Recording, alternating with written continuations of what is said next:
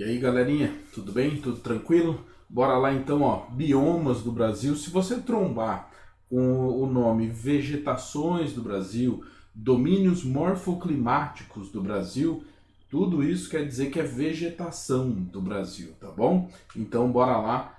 Essa sequência de aula aqui, ó, é de extrema importância, tá? Então, preste atenção, acompanhe muito bem, anote tudo, tá? Perca um bom tempo aí anotando sobre essa aula, tá? Com certeza na próxima prova essa aula vai ter uma grande importância, até porque você pode ter visto aí o tamanho dela, né? De 49 a 54, falando, nossa, mas quase 10 aulas, mais ou menos isso, né? Uma pancada. Então a gente vai fazer tudo junto, beleza? Então não tenha medo de perder mais de uma hora aí, né, anotando e fazendo tudo sobre esse tema, beleza? Então bora lá, ó. Antes de mais nada, essa é a divisão dos biomas do Brasil, né? Começando aqui em cima com a floresta amazônica, né? Mata dos Cocais, a Caatinga, o Cerrado, o Pantanal, a floresta tropical, né, ou Mata Atlântica. A gente tem aqui no litoral os mangues, né, que não vão ser assim todo o litoral, né, ele é falhadinho, mas enfim. E os Campos Gerais, além daqui também da Mata das Araucárias, beleza? Então, esse mapinha aí eu até demorei bastante para conseguir achá-lo, né? Porque parece ser simples, mas não é, né? A maioria dos mapas tem alguns erros aí meio grotescos, né? Enfim, então utilize esse, tá? Antes de mais nada, você vai precisar saber localizar cada uma dessas vegetações no Brasil? Sim, e muito bem, e saber descrevê-las, tá bom? Então, bora lá. Floresta amazônica. Esse formato aqui eu nem costumo passar para o primeiro colegial da floresta amazônica, tá? Mas então eu vou passar as principais características e depois a gente não precisa focar tanto nas três divisões, tá bom? A gente pode dar uma acalmada. Então, ó, toda vegetação ela vai ter alguns conceitos, né? Alguns nomes aí que vão fazer toda a diferença, beleza? Então, primeiro, a floresta amazônica, que é a maior floresta do mundo, a mais complexa, com maior variedade de espécies, né? Ela vai ser perene, beleza? Você pode pegar aí e anotar o que é perene. Perene é uma vegetação que não perde suas folhas, tá? Então ela sempre vai estar do mesmo jeitão, beleza? Eu nem vou perder muito tempo explicando para vocês o que seria o contrário e tudo mais, depois a gente vê nas outras, tá bom? Então é uma vegetação perene, portanto, nenhum momento você vai chegar na floresta amazônica e as árvores vão estar sem folhas. Sempre vai estar lá tudo bonitinho, tudo com folha, beleza?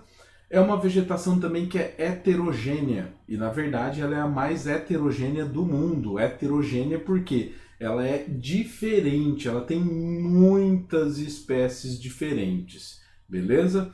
É uma vegetação também que é chamada de higrófila. Você pode encontrar o termo também ombrófila, tá? Ombrófila e higrófila querem dizer a mesma coisa, tá? Elas precisarão então de grande quantidade de chuva, né? Em inglês, se você for pesquisar o nome da floresta amazônica, vai estar rainforest, né? Ou seja, a floresta da chuva. Isso já explica tudo, né? Dentro da floresta amazônica, a gente tem algumas espécies que também são hidrófilas. Então, higrófila é que precisa de bastante água, de muita chuva, né? E já a hidrófila, ela se desenvolve dentro da água. Deixa eu só ver se aqui temos imagens. Tá, essa aqui é a região, então, que nós temos, né, de pertencimento aqui da Amazônia Legal, né? Você bem pode ver, ó, a Amazônia Legal, ela vai além da floresta, né?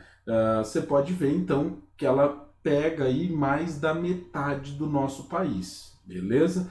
Por isso que muita gente, muitos europeus, muitos norte-americanos têm uma imagem que o Brasil é uma floresta, né? Eles não param para pensar que a maioria da população não mora lá na floresta, beleza? E simplesmente, ó, essa aqui é a área um pouco exagerada da floresta. Por quê? Porque nós temos aqui um grande desmatamento, né? As queimadas que estão ocorrendo aí em nível recorde ocorrem em toda essa região, né? A gente tem uma boa redução, então, dessa vegetação, beleza? Isso aqui, ó, é a imagem, uma imagem de satélite, né? Mostrando aí, ó, nas regiões de laranja é o cerrado, e o amarelo é o desmatamento, né? O cara que fez o mapa ele não foi muito inteligente, porque usar duas cores assim tão próximas acaba dificultando, né, a nossa interpretação. Boa parte aí das manchas de cerrado, elas são frutos do desmatamento, ou seja, se você desmata a floresta amazônica e não planta árvores ali de volta, a tendência é que vire um cerrado. Nossa, então a tendência da floresta é desaparecer da floresta amazônica? Sim, né? A gente já viu lá de solos na parte de agricultura que principalmente essa região aí vai ter o solo bastante pobre, um solo bastante arenoso. Fala, tá, e como é que a floresta se mantém assim tão grande? É que ela mesma se aduba, né? Então é como se ela se autorreciclasse, é como se ela se alimentasse dela mesma, tá? Ela mesma que vai nutrir o solo, então, para se manter, para se sustentar. Por isso que o desmatamento na Amazônia é tão prejudicial, beleza? Aqui já seria a divisãozinha, então calma, né? Então, senhores, ó, eu parei no hidrófila porque eu pensei que ia ter uma imagem da Vitória Régia, né? Então a gente vai ver essas imagens e tudo mais quando a gente for falar de vegetações do mundo, que eu tenho certeza que eu coloquei, tá? Então a hidrófila é uma planta que precisa de tanta água, mas tanta água que ela se desenvolve dentro da água. O maior exemplo é exatamente a Vitória Régia, beleza? É uma vegetação densa. Como assim? Bom, só para você ter uma noção, ó, existe um super-herói que foi desenvolvido aí em uma floresta que é parente da floresta amazônica, que é a floresta do Congo. E a floresta do Congo tem as mesmas características que a floresta amazônica, só que a Amazônia é maior, né? Esse herói é o Tarzan. O Tarzan você bem pode se lembrar, se você não conhece, dá uma pesquisada rapidinho, né? Acredito que todo mundo conheça. Ele não corre, ele não fica correndo na floresta, ele anda de cipó. Por quê? Porque quando o cara parou para dar uma olhada, para dar uma pensada, ele falou, é impossível correr no meio de uma floresta dessa. Por quê? Porque ela é muito densa. Então ela tem muitas árvores, muitas espécies diferentes e todas elas em uma pequena área. Só para você ter uma noção, em 1 metro quadrado da floresta amazônica, lá na sua região de maior porte, estima-se que tenha-se mais variedades de espécies do que em toda a floresta temperada. A floresta temperada é a que ocorre na Europa, por exemplo, tá? Na maioria dos casos é floresta temperada. Então, 1 metro quadrado da Amazônia, na região de terra firme, né, que é onde tem maior densidade, teria mais variedade do que toda uma floresta, né, todo um outro bioma. As árvores aí também, né, as plantas dessa floresta, elas são latifoliadas. Lati quer dizer grande, exagerado. Por exemplo, uma propriedade que é um latifúndio, né, fundiária é terra, né? Latifúndio é uma mega fazenda, é uma grande fazenda. Não é uma fazenda mais ou menos não, é uma fazenda grande, tá bom? E daí a nossa floresta ela é estratificada, ou seja, ela tem diferentes alturas. Então a primeira partezinha dela é essa aqui, ó, a mata de Igapó, que é a mais baixa, que fica numa região que é inundada. A mata de várzea é inundada às vezes, e ela pode ver, ó, ela é maior, mais alta, né? E aí depois a gente tem o terceiro extrato, que é a mata de terra firme. Na mata de terra firme que a gente vai ter aquele chamado dossel contínuo. O que é o dossel contínuo? Quando o cara para olhar para cima, ele não acha o sol, né? As plantas do solo, elas vão passar quase que sua vida inteira sem nunca receber um raio de sol direto nela, né? Por quê? Porque você tem árvores aí que vão atingir tipo 70 metros de altura. Eu acredito que Marília não tem nenhum prédio com 70 metros de altura. Só para você ter uma noção do tamanho das árvores que a gente tem na floresta amazônica, né? Então, muito, muito grande mesmo. E aqui é o que eu disse para vocês, né? Das divisões que a gente não vai nem entrar muito nelas, porque a gente força mais elas no terceiro colegial, tá? Mas como eu disse para vocês, a mata de igapó é a de menor porte, é a que vai ser inundada direto, tá bom? É essa aí, ó, da parte que está de cara com o rio. Por isso que ela vai ser inundada direto, né? A gente tem nessa região muitas trepadeiras, né, que a gente chama de epífitas e lianas, tá? Ou seja, os cipós e as trepadeiras. Ela vai ser na região mais baixa, exatamente por isso que ela vai ser inundada constantemente, né? Eu sei que vocês devem ter olhado aqui, essa parte da imagem, mas principalmente olha aqui, ó, isso aqui é tudo água. Nossa, então isso aqui está tudo inundado, tudo tomado. Exatamente. Né? As regiões mais baixas, elas são muito planas, por isso que o rio faz aquelas voltas, são chamadas de meandros. Né? Por quê? Porque é tão plano que é como se o rio não soubesse para onde ele vai. Então ele fica procurando um lugar que é mais baixo para ele avançar. Né? Essa região aí, ó, a população vai morar em palafitas. Fala, o que é uma palafita? Palafita é isso aí, ó, quando você pega a sua casa e põe um pezinho nela, né? Ela fica então mais alta, ela está pronta para o período aí de inundação. E com certeza essa casa aí está em uma região e em um período de inundação. Por quê? Tá vendo a escada? A escada sempre vai chegar no chão, né? Então quer dizer que a água já subiu, né? Então quer dizer que, tipo assim, o cara tá meio que com medo ali, falando, minha nossa, para por aí, que se subir mais, né, inunda a casa dele. Beleza? Aqui, ó, umas outras palafitas, só que isso aqui já é um negócio bem mais chique, né, uma coisa mais bem feitinha, né, só que mesmo assim, você pode notar, é tudo de madeira. É lógico, para quem o cara vai comprar tijolo e tudo mais, né, a floresta aí, o tamanho dela cercando a casa do cara.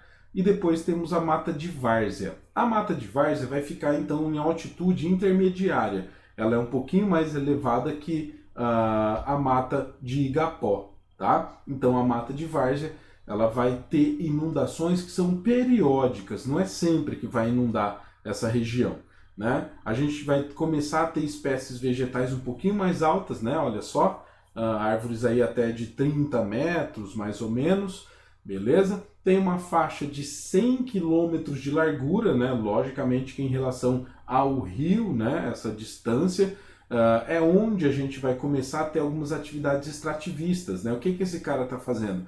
Ele está extraindo leite aí, né, de uma seringueira para fazer borracha, né? A gente começa a ter então a redução da presença humana. Aqui é outro cara fazendo exatamente a mesma coisa.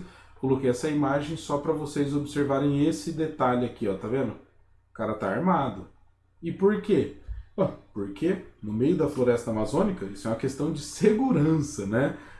Então, ó, você já começa a ter espécies de árvores aí que são imensas. Essa aí tem 30 metros, né? Deve bater ali uns 30 metros, talvez até passar um pouquinho dos 30 metros, né? Mas então a gente tem aí, ó, as seringueiras, né, como a gente viu na imagem, e aquela árvore ali dessa foto, ó, isso aí é um jatobá, beleza? Imensa, muito grande. A mata de terra firme. A mata de terra firme, ela nunca vai ser inundada. Ela está na região mais alta, como o próprio nome diz, a terra é firme. Ou seja, como ela nunca vai ser inundada, você começa a ter espécies de um tamanho muito grande, né? Essa região é a que compõe a maioria da floresta amazônica. Então, a região com maior biodiversidade, com maior porte de vegetação e tudo mais, é exatamente a mata de terra firme, né? Nessa mata, olha só o tamanho das árvores que você pode ter, né? Você pode ter árvores aí que passam de 70 metros de altura, né? Olha só isso, que loucura! Isso é É o enraizamento de uma árvore. Como é que você acha que é a raiz de uma árvore de 70 metros de altura, né? Precisa ser imensa mesmo, muito, muito grande, né? Olha só, essas fotos aí da galera, tipo, abraçando uma árvore só. Meu, para e presta atenção no tamanho das árvores que a gente tem pela nossa cidade, né? Tipo assim, você abraça que chega a sobrar, né? Agora, um negócio daquele lá é muito, muito grande, né? E aí a gente tem a ideia do dossel contínuo. O que vem a ser isso? Bom, aqui eu vou ter as mais diferentes estaturas de vegetações, né? Vegetações aí com 10 metros, 20, 30, 40, 50, 60, até bater lá nos 70, que vão ser as maiores árvores aí que a gente tem quase que no mundo, né? Poucas são as árvores que atingem 70 metros no mundo. Beleza? Aqui ó, é uma imagem para você ter uma ideia do que é o dossel contínuo. Para onde está o Sol nisso aí, né? E olha, cá entre nós, nessa região de terra firme é onde a gente tem menos imagens, tá? Já até antecipo para vocês, essa foto não é da região de terra firme. Por quê? Você lembra que eu tinha falado que a região que alaga de vez em quando tem até 100 quilômetros de distância para você chegar na região de terra firme? Então a mata de terra firme ela é muito mais difícil de entrar. Turista, por exemplo, não vai, nem a pau, né? Então é sim um negócio muito, muito imenso a floresta amazônica, né? E daí, ó, a gente tem aqui, né? Esse aqui é o castanheiro, ó. Pense só aqui comigo. Esse aqui é um castanheiro que está em uma fazenda, tá? Não está lá no meio da mata de terra firme. Olha só, a castanha que você quebra para comer é essa aqui, né? Só que ela é dura pra caramba. E ela ainda cai dentro de um coco. Beleza. Por que ela precisa de tanta proteção assim? Porque ela pode cair tipo de uns 60 metros de altura, né? Então tem que ser sim muito, muito protegida para não danificar aí a sua semente, né? Para que, digamos assim, a próxima geração possa aparecer. Essa aí é o mogno. Olha que madeira linda, né? Logicamente que eu estou falando isso porque os caras já derrubaram o mogno aí exatamente para vender. Nesse caso aí, certeza que é uma madeireira ilegal, né? Tipo assim, ó, uma árvore dessa, um mogno desse, pode valer tipo uns 60 mil reais, né? Por quê? Porque cada prancha daquela ali, é muito, muito, muito caro, né? Principalmente, tipo assim, ó, nas casas dos seus avós e tudo mais, pode ser que tenha, tipo, porta de mogno. A porta já é linda. Você olha para ela, você vê que ela é diferente. Ela é cheirosa, a madeira, né? E, tipo assim, isso aí é coisa bem antiga, por quê? Porque você não vai ficar achando que seus avós compraram lá da Amazônia. Tinha aqui, né? Mas é lógico, teve esse fim. A gente acabou utilizando quase tudo, né? E daí, ó, essa aqui acho que é o angelim vermelho, né? O angelim vermelho, essa foto não é aí dos maiores, né? Vamos ver. Tá, esse aqui é só um exemplo, é só para você ver. Mas esse aí é o angelim vermelho, porque você tira a casca dele, a madeira é vermelha. E fizeram um mapeamento de satélite e o angelim vermelho é a árvore mais alta da floresta amazônica. Tem um que tem 88 metros. 88 metros. É difícil pra caramba você ter um prédio dessa altura. Imagina então uma árvore, né? E daí a gente vai para a Mata Atlântica. A Mata Atlântica é a mata que você conhece quando você vai para a praia, né? Quando você vai, por exemplo, para o litoral paulista, todas, 100% das praias são com vegetação de Mata Atlântica. Então, como que é essa vegetação? Ela é perene, ou seja, suas folhas não caem nunca. Ela é heterogênea, tem várias espécies diferentes, é higrófila, ou seja, precisa de muita água, é densa, porque tem uma grande variedade de espécies, é latifoliada porque tem as folhas largas. E daí a gente tem um detalhe, o clima dela não pode ser o clima tropical, porque ela não ia aguentar 6 meses de seca, né, no período do inverno. Então, o clima dela é um clima tropical litorâneo, né? Então, a presença do litoral acaba ampliando a quantidade de chuva, então, e é só por isso que você consegue ter a Mata Atlântica. Por isso, exatamente, ó, ela é uma mata de encosta, tá vendo? O cara tirou a foto aqui, né? Mas a altitude aumenta aqui para todos os lados, né? É uma encosta, por isso que chove. Tem o clima tropical com a influência aí dos morros, né?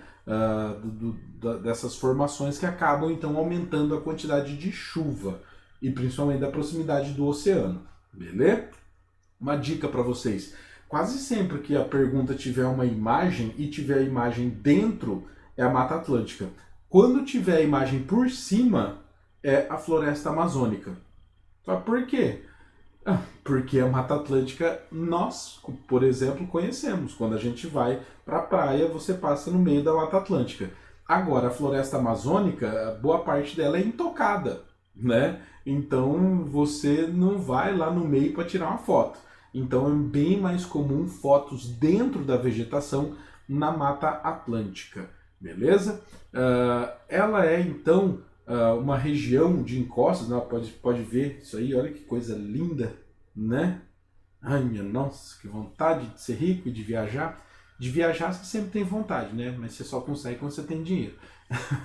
Então, ó, ela originalmente se estendia do Rio Grande do Norte até o Rio Grande do Sul. Ah tá, detalhezinho antes disso, ó. Tá vendo aqui, ó? Ela é de encosta, né? Por isso a gente pode ter muitos deslizamentos. Então é normal você ir para a praia e ver isso aqui, né? A pista está interditada, principalmente porque a gente vai para a praia no período do verão, quando chove mais ainda nessa região, né? Outra imagem que é bastante comum é quando você está passando pela pista, você olha para as serras, né, para os outros morros aqui, e você vê esses deslizamentos. Fala, nossa gente, o que será que aconteceu? Ó, aconteceu uma coisa muito simples, chove muito, né? A água vai então permear aqui o solo, só que ela chega na rocha. E quando ela chega na rocha, ela vai descer aqui. Quer dizer, então, todo o solo está com uma grande quantidade de água embaixo dele. Resultado disso? Ele derrete, ele escorrega, né? A gente chama isso de solifluxão. O que é solifluxão? Era sólido, mas virou um fluxo e desceu, né? A terra vira praticamente barro, de tanta água que se acumula, beleza? Aqui, ó, tá o grande problema. Você tem as regiões aí inclinadas, né? E uma grande parcela da população mora lá. Lógico, isso é uma favela. E tem deslizamento nessas favelas, o que? Todo ano, no período de janeiro. Olha lá, os caras estão fazendo um escavamento ali porque houve um deslizamento. Ah, meu, mas isso aí nem é mais o morro, né? Então, é sim, é que eles tiraram toda a vegetação. O que fica ainda mais perigoso, porque as raízes das plantas seguram o solo. Quando você só tem casa, desce tudo, né? Então, ó, originalmente, ela ia do Rio Grande do Sul até o Rio Grande do Norte, né? Essa imagenzinha aqui, a linhazinha amarela, é onde tinha. E você bem pode ver que, tipo assim, ó, aqui, ó, cadê o verde? Ixi, acabou, né? Cadê o verde? Ixi, acabou, né?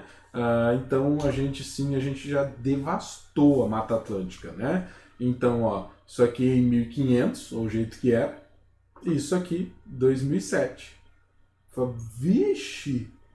Exatamente, a gente destruiu isso aqui. Ah tá, detalhezinho para você, tá vendo aqui, ó, INPE, Instituto Nacional de Pesquisas Espaciais, ou seja, isso é tudo de imagem de satélite. E essa aqui também é uma baita de uma imagem de satélite, né, mostrando aquela área de 2007, mostrando que o desmatamento ainda aumentou. Isso aqui está aparecendo porque são áreas que estão em processo de desmatamento, né? Mas aqui, ó, é notável a Mata Atlântica. Cadê ela? Cadê ela? A gente acabou com ela, destruímos. Então, sobrou 6% e ainda continua sendo desmatado, né? Ah, tá, um outro detalhezinho é o seguinte, a Mata Atlântica ela vai sofrer muito com o desmatamento, exatamente porque nós teremos todos os ciclos econômicos lá, que você viu com o Giba, do pau-brasil, da cana-de-açúcar, do ouro, do café, a industrialização de São Paulo, urbanização de São Paulo, e não só de São Paulo, mas também do Brasil, todas elas vão atingir de modo direto a Mata Atlântica, né? Só para você observar, aqui ó, no Nordeste, né, praticamente todas as capitais são na região litorânea. O que tem também na região litorânea? A Mata Atlântica, tá? Então por isso que a gente vai destruir ela tanto assim. A Mata dos Cocais. A Mata dos Cocais, o próprio nome já indica, né, é uma formação de coqueiros. Então coqueiros ou palmáceas, né, fica lá na região do meio norte, fica então entre Maranhão e o Piauí praticamente, né? Daí, ó, é essa aqui a região, tá vendo? Mata dos Cocais. O que é interessante nessa formação?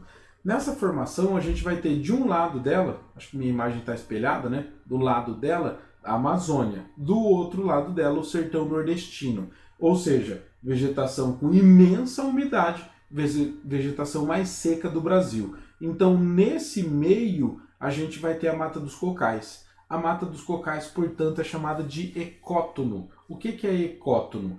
Ecótono é a mesma coisa que área de transição. Então, ela é uma área de transição, portanto, no comecinho dela, na região mais próxima da Amazônia, a gente vai ter os coqueiros que são chamados de babaçu, né? Eles precisam de mais umidade. E do outro lado, próximo à região do sertão nordestino, a gente vai ter a carnaúba, e ela precisa de menos umidade, tá bom? Então ela vai estar mais próximo do leste, beleza? Então, ó, esse aqui é o babaçu, tá vendo? Né? Pode ver que ele tem o galho e depois a folha se abre lá na pontinha do galho. E esse outro é a carnaúba, beleza? A carnaúba é o coqueirão mais tradicional, né? É aqui o talo e as folhas abrem para os dois lados. Tranquilo?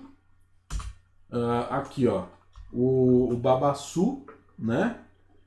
E o... Aqui, ó, tá vendo? Esse aqui é o babaçu e o coquinho dele, ó, que bonitinho. Então, o que ocorre? Essa vegetação, em boa parte, ela é mantida porque existem pessoas que são extrativistas. Elas vão e colhem os coquinhos do babaçu para fazer óleo de babaçu, para fazer uma porrada de coisa, né? E ele atinge um valor muito interessante, né? Até para fazer óleo de motor de carro de alto desempenho. Tipo assim, esses Ferrari, esses negócios aí, se você colocar óleo de babaçu no motor, é muito bom. Por quê? Porque ele é muito fininho. E como esses motores são todos feitos à mão, eles são perfeitos, né? Então o óleo, se for muito viscoso, acaba desgastando o motor. Já o óleo de babaçu e o de carnaúba também são muito bons para se utilizar nesses motores de alto desempenho. Beleza? Essa aí, ó, são as mulheres que são extrativistas, né? Então elas saem aí, né, colhendo os coquinhos, então, para produzir o óleo e, logicamente, conseguir alguma renda, né? É relativamente homogênea essa vegetação. O que isso quer dizer? Homogêneo é que é igual, né? Então você tem uma pequena variação. Você vai ter palmeiras, né, de babaçu e de carnaúba. Tranquilo? E depois aqui, ó, a mata de araucárias ou mata dos pinhais. Só para fazer uma observação para vocês, nós estamos vendo as vegetações de grande porte primeiro, as chamadas florestadas. Tá vendo aqui, ó? Florestada, de grande porte. Beleza. Então, a mata de araucárias ou mata dos pinhais. A primeira coisa que você precisa observar é que a gente está falando então de pinheiros, né? Os pinheiros, tipo pinheirinho de Natal? Então, tanto é que a araucária ela é chamada de conífera, mas ela não é uma conífera. Olha só as folhinhas dela, né? Tá, aqueles pinheirinhos, tá? Mas peraí, depois eu vou colocar uma imagem dela inteira para você entender. O que ocorre? As suas folhas, elas são acicofoliadas. O que vem a ser uma folha acicofoliada? Isso aqui seria uma folha, tá vendo? Ó, um risquinho desse aqui é uma folha. Só que você sabe que isso aqui não é uma folha. Fala, meu, isso é um espinho. É uma coleção de espinho cada folha dela. Então, na verdade, uma vegetação que é chamada de acicufoliada, anote aí, quer dizer que as suas folhas têm formato de agulha, ou seja, ela sofreu uma evolução que diminuiu a sua folha e fez a folha virar um espinho. Tá bom? Tranquilo? Então, a acicufoliada é que tem a folha em formato de agulha, ou seja, de espinho. Tranquilo? Ela é umbrófila, porque ela vai precisar também de bastante chuva, né? Você não vai ter... Essa aí é a araucária, tá vendo? Ó, ela é tudo, menos um cone, né?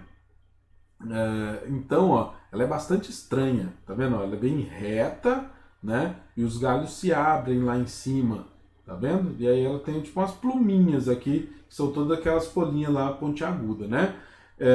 Ela precisa então de bastante chuva. Uma característica dela é que ela vai estar em lugares de elevada altitude, de 500 a 800 metros de altitude, né? É bastante típica na região do Paraná, mas ela já existiu do sul de São Paulo até o norte do Rio Grande do Sul, né? Ainda agora há pouco eu vi no UOL que os caras estão falando que tipo assim, umas 40 araucárias por minuto são derrubadas no Paraná. E acontece que é uma árvore que está praticamente entrando em extinção. E por que ela está praticamente entrando em extinção? Porque a gente destruiu. Tá, eu ia voltar para falar um negócio para vocês, mas deixa quieto. Essa aí então ó, é a composição que seria original, né? Originalmente era assim. E, logicamente, que nós destruímos essa bagaça. Você bem pode ver nas regiões serranas aqui mais altas, até do leste de São Paulo, a gente já teve, né, essa vegetação. Então, os vermelhinhos são as regiões que sobraram, ou seja, destruído, né? Destruído mesmo. Então, ela, por ser um pinheiro, né, ela vai estar em regiões mais elevadas e um pouco mais frias. Você bem pode ver que aqui ó, não está no litoral, está na serra. Lá no alto da serra tem. Né? Por quê? Porque é frio, é úmido, é o ambiente do jeito que ela gosta. Né? Ela não é homogênea. Por mais que a gente chame de mata de araucária, fala, então só tem araucária? Só tem tipo essa aqui, ó? Só isso aqui? Não, aqui no meio tem outras árvores também. Né? Então o que é normal, o que é comum, é que a gente encontre associada aí junto com a araucária, ó, erva mate. Qual erva mate? Erva mate. O povo toma no tereré, toma no chimarrão. O cedro e a canela. Beleza? Ela é bem espaçada, né? Isso vai dar esse problema que é fácil demais extrair. Essa imagem aí está mostrando a altitude que ela se encontra, né? Bem alto mesmo. Deixa eu só ver outra imagem. Tá, essa aqui dá para eu comentar. Deixa eu só voltar aqui para vocês se acharem. Ó, vou falar disso aqui agora. Ela possui a chamada alelopatia, tá? Então, logicamente, ó, ela é bem espaçada. A alelopatia é o seguinte, ó, ela vai produzir um pinhão. Pinhão, ele fica, é aquele um, sabe, que abre, fecha. Tipo assim, se você põe na água, acho que ele fecha. Você tira da água, ele abre. Bastante utilizado para decoração, né? Enfim. Aquele pinhão, quando ele cai no solo, ele libera alguns elementos que vão, então, impedir que outras árvores de grande porte cresçam. Isso é a chamada alelopatia, porque fazendo isso, é como que o pinheiro se protegesse, né? Então ele vai conseguir ter mais nutrientes ali no solo para ele. Só que esse mecanismo de proteção aí para ele vai acabar sendo quase sua própria sentença de morte. Por quê? Porque todo lugar então que tem um monte de araucária é de fácil acesso. Você consegue chegar lá bem fácil, bem tranquilo, né? Então é bem fácil derrubar também. E daí, olha só, isso aí é um banco, uma mesa e um móvel aqui no fundo de araucária. Falando, nossa, mas o cara colocou aqui alguma coisa? Não, ele só lustrou aqui, né? Ela é linda desse jeito mesmo. Muito, muito, muito bonita. Infelizmente também muito utilizada para móveis e tudo mais. Beleza? O clima, então, é o clima subtropical, né? Você bem pode ver isso aí, ó. Essa imagem para mim é até engraçada, porque no Paraná é bastante comum ter casas de madeira, né? E essas casas de madeira, na maioria dos casos, a madeira é de araucária, né? Então os caras pegam e constroem casas, né? Com araucária, móveis. Os móveis de araucária são sensacionais, né? Mas não pode, é proibido, beleza? E daí a gente vai para Caatinga. Seguinte, ó, eu nem cheguei a dividir isso aqui, tá? Mas eu vou fazer uma pausinha, porque tá um baita calor aqui, eu tô começando a ficar rouco até, tá bom? Então eu vou dividir a aula, beleza? Beijão para vocês, eu vou colocar essa junto ali com a outra, tá? Bons estudos aí, anotem tudo certinho, essa matéria, ó, top. Falou!